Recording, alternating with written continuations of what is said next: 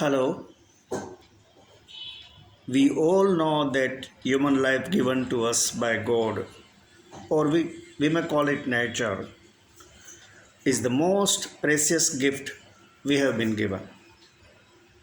ઈશ્વરે આપણને મનુષ્ય જીવન પ્રદાન કરીને આપણા પર ખૂબ મોટો ઉપકાર કર્યો છે, પરંતુ તેની સામે આપણી ઘણી ફરજ પણ ઊભી થતી હશે જ. હવે જો આપણે એવું માનીએ કે આપણને મનુષ્ય જીવન સુખ ભોગવવા અને એશ કરવા જ મળ્યું છે, તો કદાચ આ જીવન બાદ ડાયરેક્ટર નવો જે રોલ આપે તે કેવો હશે તે આપણી કલ્પના બહાર છે. સુપ્રીમ ડાયરેક્ટર પાસે મનુષ્ય જીવન સિવાય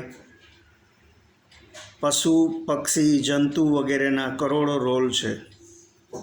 શું સાચું શું ખોટું કોઈ જાણતું નથી.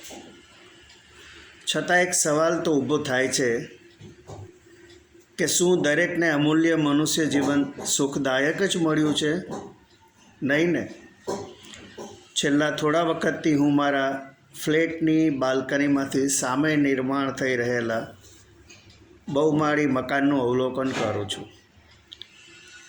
આ નિર્માણમાં અનેક બુદ્ધિજીવી વ્હાઇટ કોલર વ્યક્તિઓ જેવા કે architect, civil engineer, builder, supervisor વગેરેનો અમૂલ્ય ફાળો તો હોય જ, પરંતુ મારી દૃષ્ટિ હંમેશા મજૂર વર્ગ પર જ જાય છે. કન્સ્ટ્રક્શન સાઇટ નજીક એક અવાવરું જમીન પર જેસીબી ફેરવી, પતરાથી કુટીરો બનાવી, એક વોટર કનેક્શન અને થોડુંક કોમન લાઇટિંગની વ્યવસ્થા કરી મજૂર વર્ગના કુટુંબો માટે રહેઠાણની વ્યવસ્થા ઊભી કરવામાં આવે છે. ગમે તેટલી ઠંડી, ગરમી, વરસાદમાં મજૂરોના કુટુંબો બાળકો સહિત તેમાં જીવન ગુજારે છે. 10થી 12 ડિગ્રી ઠંડીમાં રાત્રે મજૂરોના બાળકો પાસે ધ્રુજવા સિવાય અન્ય કોઈ વિકલ્પ હોતો નથી. તેઓએ તો દિવસમાં 2 વખત લાકડા સળગાવી તેના પર રાંધેલા જુવારના રોટલા અને લાલ મરચું લસણની તીખી ચટણી ખાય તેમાંથી જ શરીરને જરૂરી બધા પોષક તત્વો જેવા કે calcium, protein, iron, vitamins, carbohydrates વગેરે મેળવવાના છે. તેમના નસીબમાં પાક, પકવાન, ડ્રાય ફ્રૂટ્સ વગેરે ક્યાંથી હોય? હું મારી વાતના અંતે બાલ્કનીમાંથી under construction multi storey building અને મજૂર વર્ગના આવાસ બતાવીશ. દરરોજ સવારે મજૂરો સ્ત્રીઓ સહિત વજન ઉંચકવીને 12 માળના દાદર ચડતા જોવા મળે છે. તેઓ સતત ધૂળ, માટી, સિમેન્ટ, રેતી, ચૂનો, ઈંટોમાં કામ કરે છે.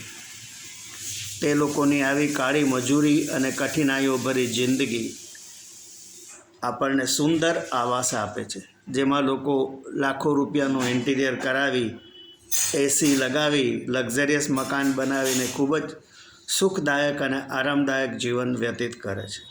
પહેલાં મજૂર વર્ગને તો એક સાઇટમાં કન્સ્ટ્રક્શન વર્ક પૂરું થતાં બીજી સાઇટ પર એ જ જિંદગી જીવવા અને મજૂરી કરવા શિફ્ટ કરવામાં આવે છે. તેઓ બીમારીઓનો ભોગ બને છે તથા અકસ્માતના પણ ભોગ બને છે. તેમના કુટુંબ ઘણી વખત નિરાધાર થઈ જાય છે. શું આ જીવનને આપણે ઈશ્વરે આપેલ અમૂલ્ય મનુષ્ય જીવન કહેશું?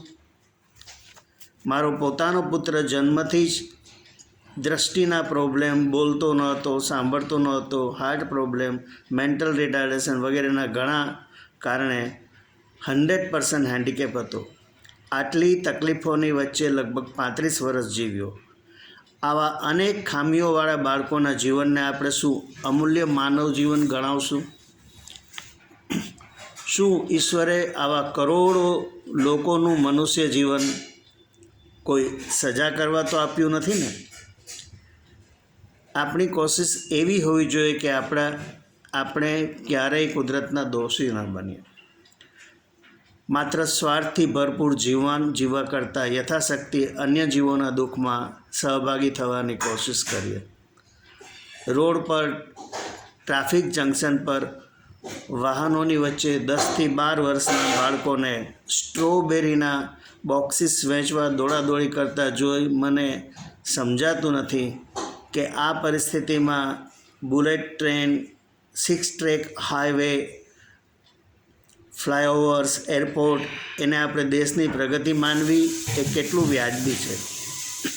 ધાર્મિક સંસ્થાનો મોટા મોટા ઉત્સવો કરી પોતાનો મની પાવરનું પ્રદર્શન કરતા હોય છે. હે પ્રભુ, અમને માનવ જીવન સાર્થક કરવાની સમજ અને શક્તિ પ્રદાન કરો. ચાલો આપને હું એક કન્સ્ટ્રક્શન સાઇટ બતાવું.